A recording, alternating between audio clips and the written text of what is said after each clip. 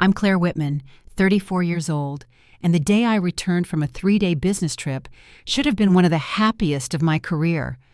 I had just secured the largest client contract my company had seen that year, and I was eager to celebrate with the one thing I valued more than any deal: my family. The Whitmans held their annual spring gathering that night, a tradition my grandmother Eleanor had started long before I was born. Despite the unease that had been building between us, I still carried a box of wine and a cake. She would have loved believing the night might remind us of what bound us together. But as I stepped onto the porch of the house, she left to me the home I had restored with my own hands. I found a lock that would not turn, and a message that would change everything. Before I go any further, let me know where you're listening from in the comments, and don't forget to like and subscribe if you've ever had to fight for what was rightfully yours. I grew up in Riverview, a small river town where my grandmother's cedar-sided house stood at the edge of the water, weathered but proud. It smelled of lemon soap and wildflowers, and carried the sound of creaking floors that comforted me more than any lullaby. My grandmother taught me to braid my hair in that kitchen, helped me study for college in that study, and whispered stories of Whitman women who endured hardship with quiet resilience. When she passed, she left the house to me without dispute, her will written clearly, and even included a letter explaining that I understood its soul in a way no one else did.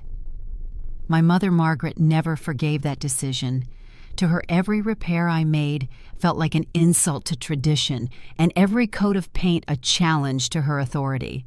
She muttered that wallpaper had been Eleanor's favorite, or sighed when I refinanced my car to pay the property taxes, as if responsibility were a weakness. My brother Daniel rarely spoke against her, but his silence gave her more strength than words ever could.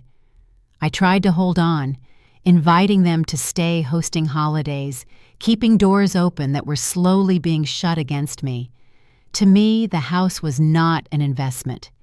It was memory, made solid a promise from the only person in our family who ever truly saw me. To them, it was real estate, something to be fought over and valued only in dollars. Still, I convinced myself that time would soften the tension, that we would continue the gatherings, that family meant more than property lines and paperwork. The Collins spring party, now the Whitman party in my life, was always noisy, crowded, filled with uncles, cousins, and neighbors who felt like kin. That night, it was held at my Uncle Ray's, and I had planned to arrive freshly dressed with the family photo album tucked under my arm. Instead, I stood outside my own front door in a blazer and heels, fumbling with a key that no longer worked. At first I told myself it was the cold or a sticky lock. Then I noticed the new hardware gleaming in the evening light, a deadbolt I had never installed. My phone buzzed. The words were short, final, and colder than any lock. Locks changed. You have no home.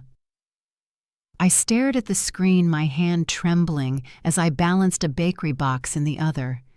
In that moment, with the family gathering beginning just miles away, I understood something I hadn't wanted to admit before. My place in the Whitman family was no longer secured by blood or tradition or even love. And though I didn't yet know how far they were willing to go, I felt the first crack open beneath my feet, leading toward a betrayal I could never have imagined. The words on my phone screen blurred as I stared at them standing on the porch in heels, and a wrinkled blazer still holding a bakery box in one hand. Locks changed. You have no home. That was all my mother wrote. No explanation, no greeting, not even my name. The message was short enough to read in a single glance, yet it seemed to echo through me in a way that felt heavier than the key that no longer fit the lock. I held my breath, waiting for another message to follow, something that might explain, but nothing came. The street was quiet except for the hum of a lawnmower in the distance, and I stood frozen on the steps with my life suddenly split in two. At first, I convinced myself it had to be a mistake, maybe some sort of crossed signal or poor attempt at a joke. I dialed her number and held the phone to my ear, praying for her voice. Straight to voicemail. I tried Daniel next, hoping at least he would pick up, but the call rang until it cut off. I tried again, my hands shaking now, but there was no answer. It wasn't the silence of missed calls. It was deliberate, and it felt like a door closing even tighter.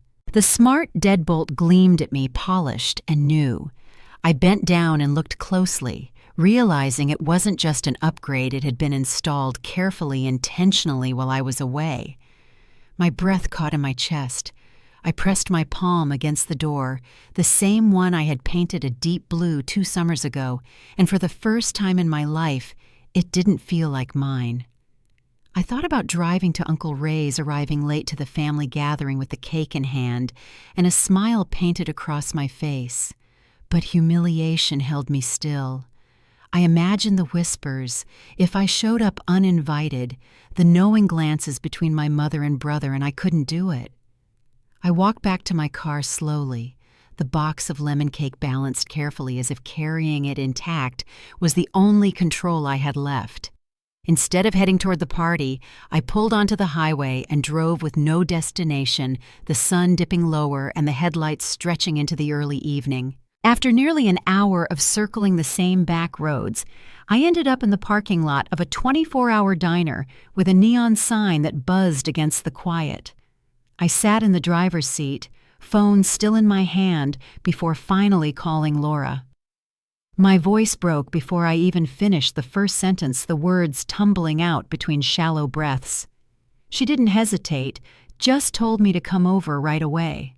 I don't remember the drive, only the relief of pulling into her complex and seeing her waiting at the door.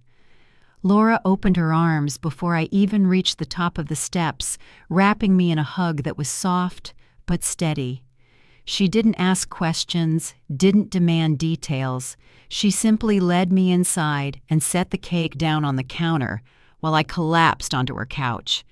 Tears I had held back for years came in waves, soaking the blanket she draped across my shoulders. When I could finally form words, I told her about the message, the lock, and the silence that followed. She listened quietly, her arms folded, her expression one of disbelief and anger. "They really changed the locks?" she asked at last. I nodded, my throat too raw to answer aloud. "That's not just cruel, Claire," she said firmly. "It's calculated." Her words sat heavy in the room, because deep down, I already knew she was right. I spent that night on her pull-out couch staring at the ceiling while the city hummed outside. Every time I closed my eyes, I pictured the porch, the new lock, and the text glowing on my screen. But another thought kept clawing its way forward. I hadn't been inside. I didn't know what else they had done. By morning, the exhaustion had settled into a kind of numb clarity. I drove back across town, not to break in, but just to see, to confirm that the nightmare wasn't only in my head. I parked across the street, my heart pounding, as I stepped out into the damp spring air. That was when I noticed them 3 black trash bags tucked clumsily behind the shrubs beside the porch. I walked closer, each step slower than the last. The bags were tied carelessly, sagging against the damp soil, as if someone had dumped them in a hurry. I bent down and loosened one knot, pulling the plastic back just enough to see what was inside. Clothes. My clothes. Dresses and jackets shoved in, carelessly wrinkled and misshapen, like donations in a thrift bin. The second bag cut deeper. Toiletries, the mug I used every morning for tea, half-empty bottles of shampoo, even my toothbrush still in its holder. They had taken the time to gather them, to pack them, as if moving me out, and then left them here, hidden from the street, but not from me. The third bag broke me. Inside were books with bent covers, framed photos with the glass cracked, and a jewelry box with the necklace my grandmother gave me for graduation still inside. It was lying sideways among torn pages from an old journal, as though someone had swept it all from the shelves without care. I sank onto the grass, the smell of damp earth rising as I touched the necklace with trembling fingers. I realized then it wasn't just about being locked out. They hadn't only removed me from the house, they had gathered the pieces of my life and discarded them as if I were nothing more than clutter. It wasn't an accident. It wasn't thoughtless. It was deliberate. I tied the bags back and carried them across the street to my car, the weight heavier than it should have been. I didn't knock on the door, didn't ring the bell, didn't text back. If my mother wanted silence, I would give it to her, but not the kind she expected. I placed the bags in my trunk, shut it firmly, and drove away without looking back. Back at Laura's, I stacked the bags in the corner of her apartment. The clothes smelled like my house, faint traces of soap and cedar still clinging to them, but the sight of them piled like garbage made my chest ache. I sat at her kitchen table for a long time that night, staring at the papers and laptop in front of me. Something inside me had shifted, and I wasn't sure I could ever go back. The version of me that had always apologized too quickly, the daughter who had bent to keep the peace, had been pushed aside. In its place was someone who finally understood what had been done and what needed to come next. The bags sat in Laura's living room, like strangers I didn't invite, stacked against the wall beneath her window. I tried not to look at them, but every time my eyes wandered that way, I saw the edges of my life spilling out. A sleeve of a sweater I wore to my first job interview peeked from the top, and the corner of a photo frame pressed awkwardly against the thin plastic. The scent of cedar still clung to some of the clothes, faint but familiar, and it made my chest ache. I didn't say much that evening. Laura made tea and set it on the table, but I barely touched it. She sat across from me, watching quietly, and for once she didn't try to fill the silence. That made it worse somehow because I couldn't ignore the weight pressing down on me. I had been erased from my own house, and now pieces of my history sat bundled in trash bags like donations someone couldn't bother to finish dropping off. The next morning, I tried to go about things normally. I opened my laptop at her kitchen table, telling myself I would check work emails and focus on the Denver deal. But as soon as the screen lit up, my hands hovered uselessly over the keys. My inbox was full of congratulations, praise from coworkers who thought I was on top of the world, and I couldn't bring myself to answer any of them. Instead, my mind circled back to the porch, the lock, and the message. Later that week, I attempted to unpack the bags. I thought it would help putting things in drawers or folding clothes neatly into stacks, but the effort left me hollow. Each item I touched carried a memory that felt cheapened by how it had been handled. My grandmother's necklace, still in its box, had been tossed carelessly among torn paper. The cracked mug I used every morning for tea looked dirtier now, as though stripped of its meaning.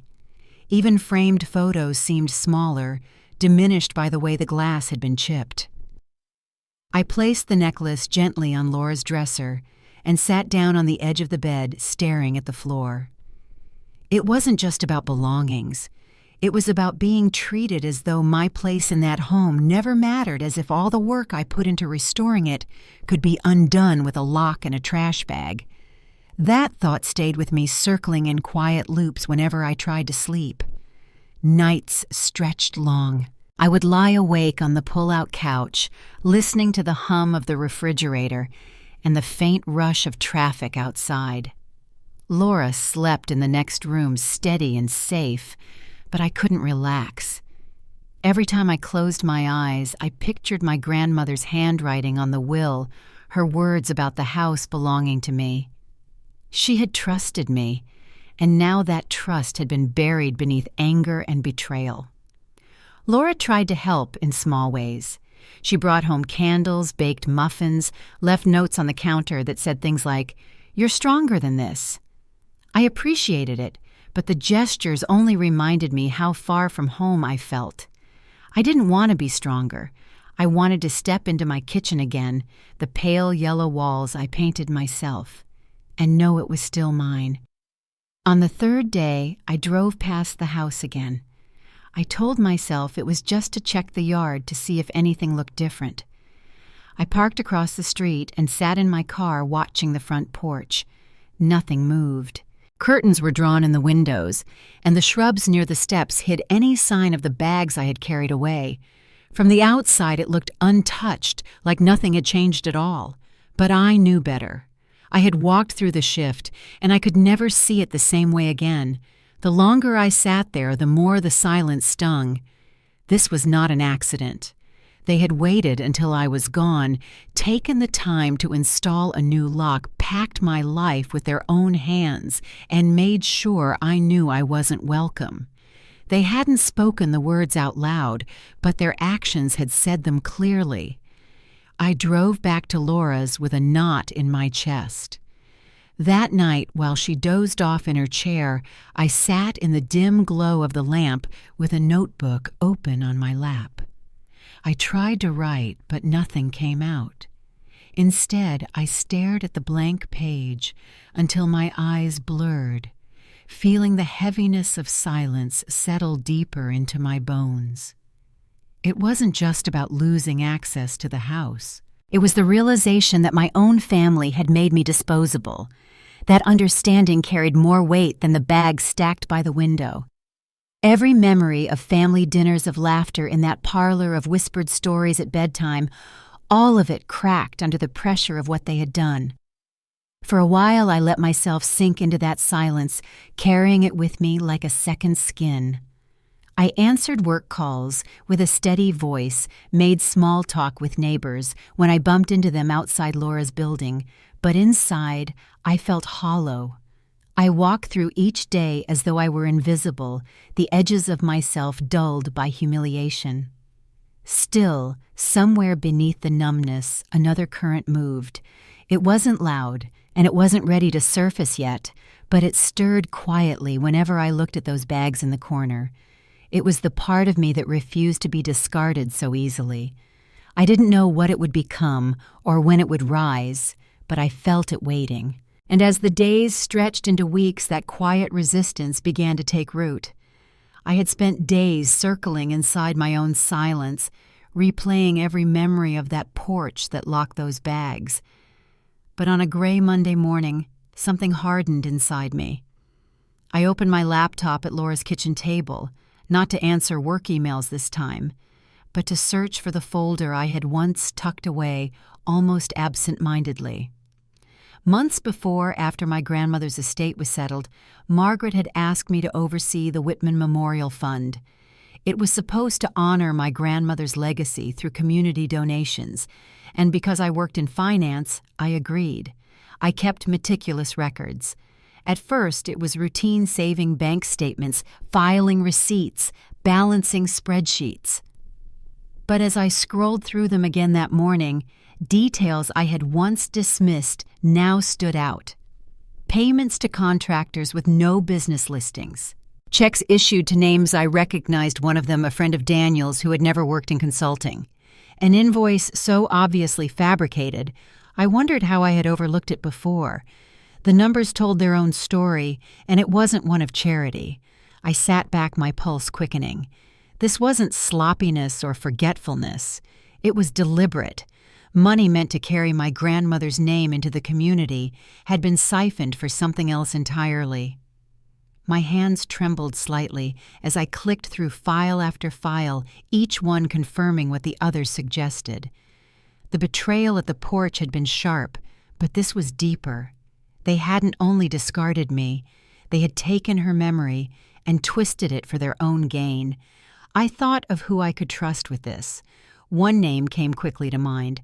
A year earlier, I had met Elaine Porter at a women's finance panel in Portland. She was a sharp attorney, calm but direct, and she had given me her card in case I ever needed advice. I found it tucked into a folder and dialed the number before I could talk myself out of it. She answered on the second ring. I explained what had happened, the locks, the bags, the silence. Then I told her about the documents, the invoices, the checks. She didn't interrupt, didn't soften her voice, just listened. When I finished, there was a pause before she spoke. "Claire, what your family did by changing the locks is unlawful exclusion. You are the legal deed holder. That can be challenged immediately. And as for the fund, if what you've described is accurate, it could open the door to a financial investigation." Her words landed like steady ground beneath me. For the first time since that night, I felt I had a place to stand. She told me we would start with a cease and desist letter and file for an emergency injunction to regain access to the house. She also advised me to secure certified copies of the will and deed from probate court. Her final instruction was simple: if they contact you, don't respond. Let me handle it. The next 2 days blurred into paperwork, emails, and quiet determination. Laura gave me space at her table, her coffee pot running constantly while I signed forms and scanned documents. Elaine moved swiftly, her emails precise and her calls efficient. When she told me the injunction was filed, I felt a tightness in my chest ease just slightly. By Wednesday morning, the silence I had been met with was broken. My phone lit up with a blocked number.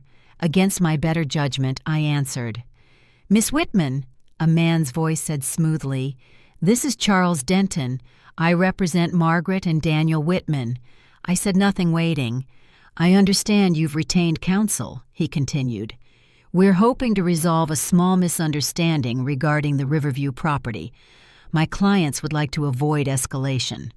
The word misunderstanding made my jaw tighten. I told him plainly to direct all communication to Elaine. He pressed further, his tone tightening. It would be in everyone's best interest to resolve this quickly. I repeated myself, then ended the call. That afternoon, Elaine scheduled a meeting at a neutral office downtown. The room was all glass walls and gray carpet, impersonal enough to swallow tension. I sat beside Elaine while Margaret and Daniel entered with their attorney. Margaret's blazer was neat, but her expression strained. Daniel kept his eyes lowered. Charles opened with what he called a solution. They would restore my access to the house, cover my legal costs so far, and in exchange I would agree not to pursue family matters, particularly anything concerning the memorial fund. Elaine didn't move. I looked at the paper he slid across the table, but didn't touch it. Instead, I took out the sheet Elaine had helped me draft that morning and slid it back toward him.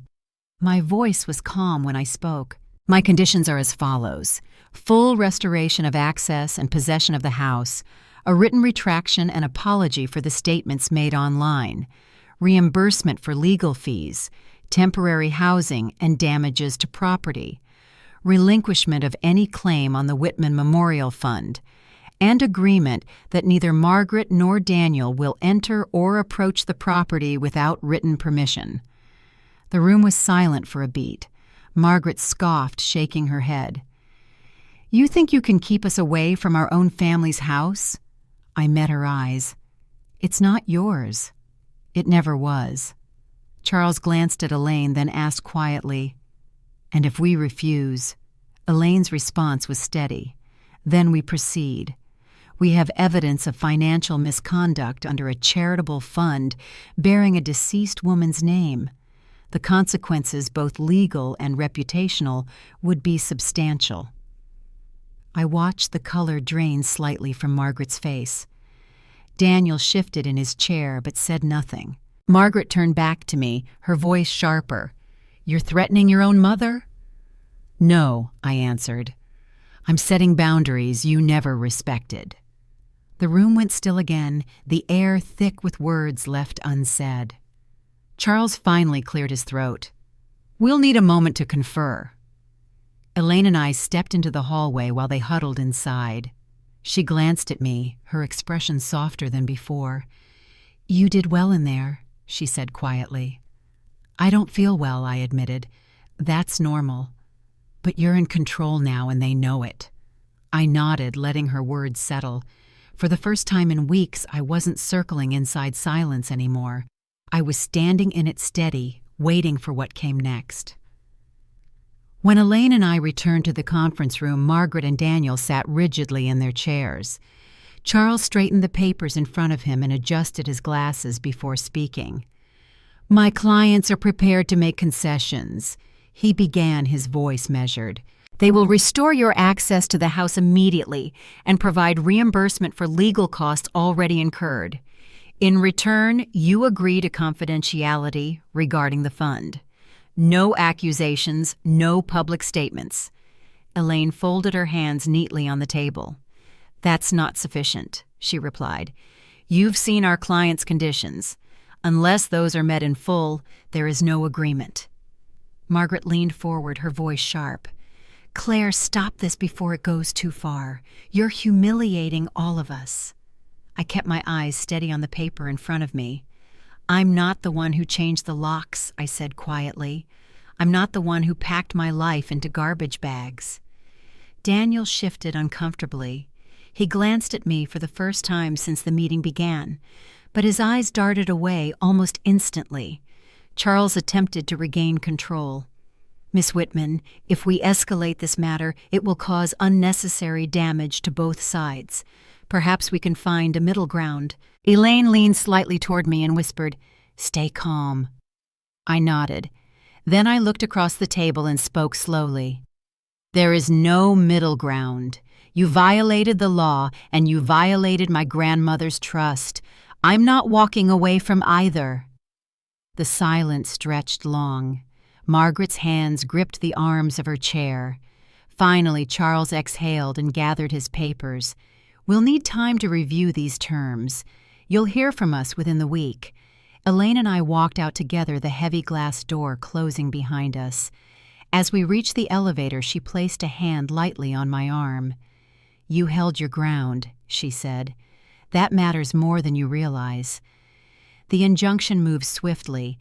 By Friday, a judge's order named me the sole rightful occupant of the house. Elaine arranged for a locksmith to meet me at the property, accompanied by a police officer for safety. I pulled into the driveway that afternoon with a knot in my stomach, the house looking unchanged from the outside. The porch railing I had sanded by hand, the chipped mailbox with my grandmother's faded handwriting, all of it still in place. The locksmith worked quickly, and within minutes the door swung open. I stepped inside, expecting the air to feel familiar, but it was hollow, as if the house itself had been emptied of breath. I walked from room to room, each space stripped bare. The copper pots that had hung in the kitchen for decades were gone. The quilt my grandmother had stitched with her own hands no longer hung above the stairs. Family photos had been removed, leaving pale rectangles on the walls where sunlight hadn't touched. I climbed the stairs to the study, the place where my grandmother had kept journals stretching back years. The desk drawers were empty. The journals, the antique lamp, the small ceramic owl she used as a paperweight, all of it gone. Even the silver locket she kept tucked away with a picture of me as a child was missing. I sank onto the floor in the corner, staring at the hollow space where so much of her life had been. The police officer shifted awkwardly in the doorway. You may want to file a separate theft report, he said gently. We can't compel them to return what isn't documented.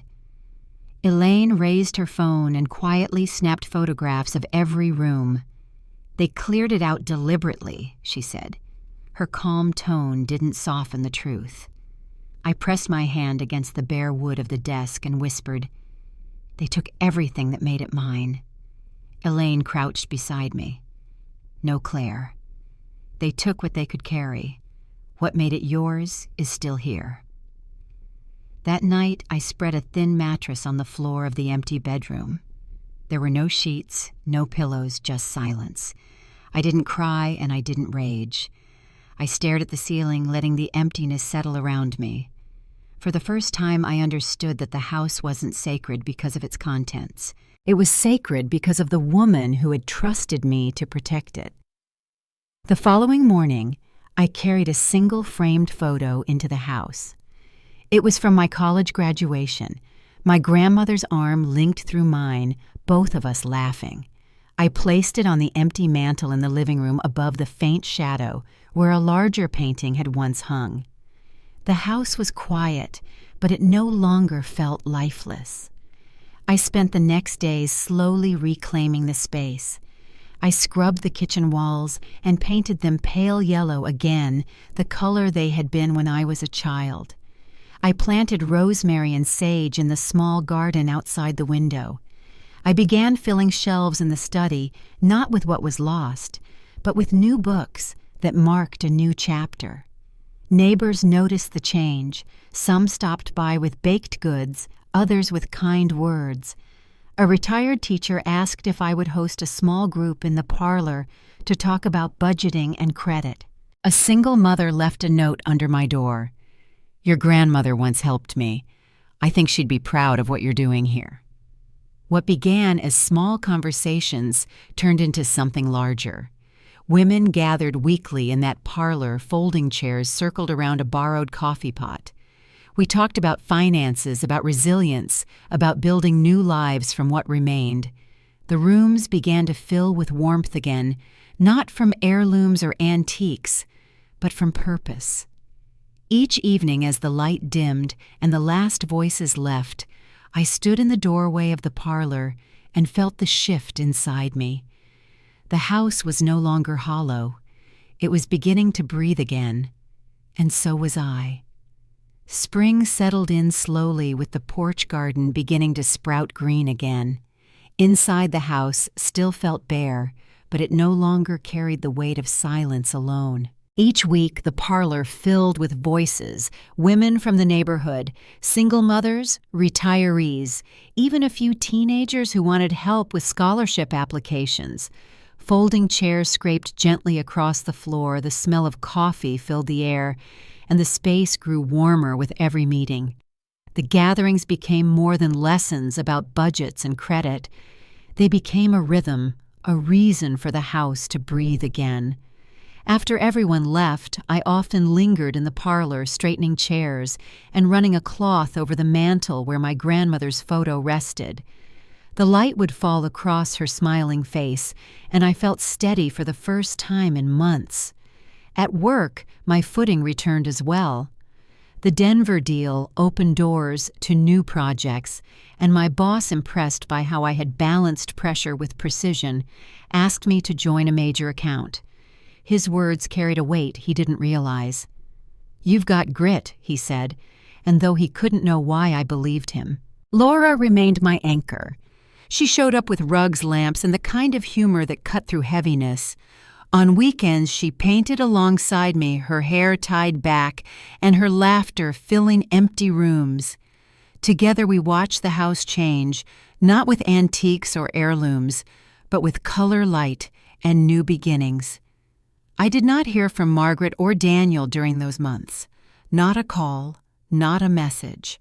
Their absence felt deliberate, but I no longer rushed to fill the silence.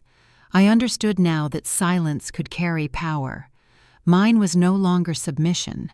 It was a boundary. One evening I paused at the front window after a meeting. The women had left, and the parlor still carried traces of their voices. Outside, the last light of day reflected in the glass, and I caught my own reflection. For the first time, I didn't see the daughter who had been cast out, or the woman who had carried bags of discarded belongings into a friend's apartment. I saw someone standing in her own home, shaping it with her own hands. I touched the frame of my grandmother's photo and whispered, "It's mine now, and I'm ready to carry it." The words felt less like a declaration and more like a quiet promise, both to her and to myself. As spring turned toward summer, the porch bloomed with daffodils, and the garden outside the kitchen window filled with the scent of rosemary and sage. The house that had been stripped bare now held conversations, laughter, and new life. It wasn't what it had been before, but it was becoming something just as strong. And in the quiet moments after everyone had gone, as I stood in the parlor or walked through the halls, I knew this was only the beginning. A full year passed before I opened the house for a gathering of my own. No invitations were sent, no polished announcements. I simply called the people who had stood beside me and told them to come. That evening, folding tables lined the parlor covered with casseroles, pies, and dishes passed from hand to hand. The rooms echoed with laughter and conversation, the kind that carried easily into the hallways. For the first time since my grandmother's passing, the house felt like it belonged to family again, though not the kind I was born into. Laura moved easily among the guests, topping off glasses and telling stories that had people wiping tears from their eyes from laughing. Elaine arrived with her husband carrying a basket of fresh bread and quietly settling in like she had been part of our circle forever. Neighbors brought flowers, and the women from our weekly meetings filled the space with a gentle joy that softened every wall. As dusk fell, we lit candles along the porch railing, their flames swaying in the early evening breeze. I stepped outside to catch my breath, the sound of voices spilling out behind me. That was when I saw them. Margaret and Daniel stood at the gate, framed by the lilac bushes my grandmother had planted years before. Margaret clutched her purse against her chest, as though it were armor. Daniel shifted beside her, his hands in his pockets, his shoulders sloped. "Claire." Margaret called softly, her voice carrying across the yard. "We didn't know you were having people over." I stood at the top of the porch steps, the candlelight flickering behind me. I didn't move closer, but I didn't turn away either. "We heard about the work you've been doing," she continued. "The programs, the renovations. Your grandmother would be proud." The words hung in the air, weighted but empty. They carried no apology, no acknowledgement of what she had done. Just a statement polished and careful, as though pride could erase the rest. I met her eyes and answered plainly, "She is proud." "I know." Daniel finally looked up. His voice was quieter, hesitant. "We've been talking about maybe starting over." I drew a long breath, then stepped down one stair close enough that they could hear me clearly. The porch light cast a soft glow on the lilacs, their blossoms shifting in the wind. "I rebuilt this home from the ground up," I said, my voice steady, "and I rebuilt myself too. What you did broke something not just between us, but inside me." Margaret blinked quickly, her expression fixed, her chin lifted as though holding it in place. Daniel kept his eyes lowered again. I held the silence until the weight of it became its own answer. "I'm not angry anymore," I said finally, "but I'm also not the daughter you thought would always come back." The words rested heavy in the night air. No one spoke. Behind me, I could still hear laughter from the parlor voices rising and falling in a rhythm that felt like safety. I looked at them once more. "I wish you peace," I said. "But this," I gestured gently toward the warm glow spilling from the windows, toward the voices, the food, the music. "This is family now." I turned then, walking back up the steps with measured pace. I didn't slam the door, and I didn't look back to see if they were still standing at the gate. I let the door close softly behind me, the hum of conversation greeting me like a shield. Inside, Laura caught my eye from across the room. She didn't need to ask what had happened. She simply nodded her smile steady as though to say, I had done exactly what needed to be done. I moved back into the circle of voices, the warmth of it closing around me, and for the first time in a long time, I felt certain of where I belonged.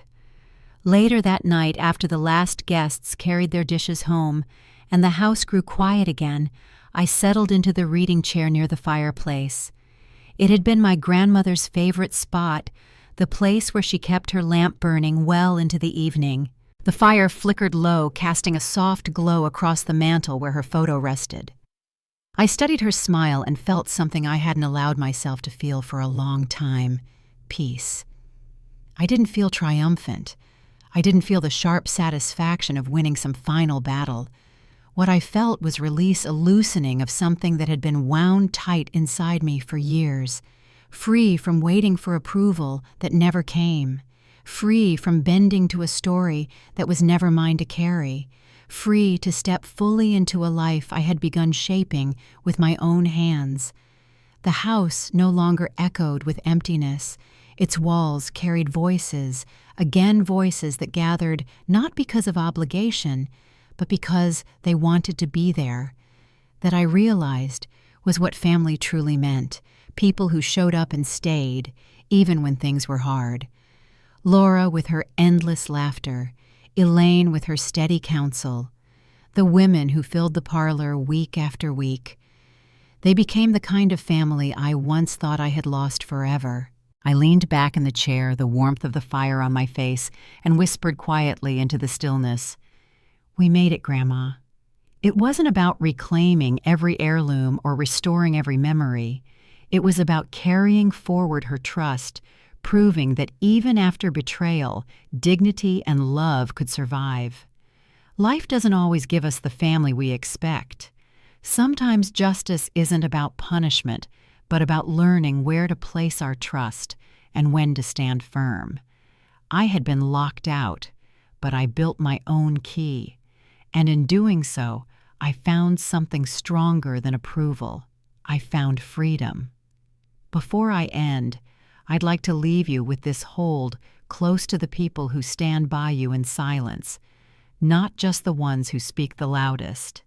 And if you've ever had to rebuild after someone tried to take everything, know that you're not alone. Thank you for listening to my story. Share in the comments if you've ever had to find strength when family let you down, and don't forget to subscribe if you'd like to hear more stories like this one.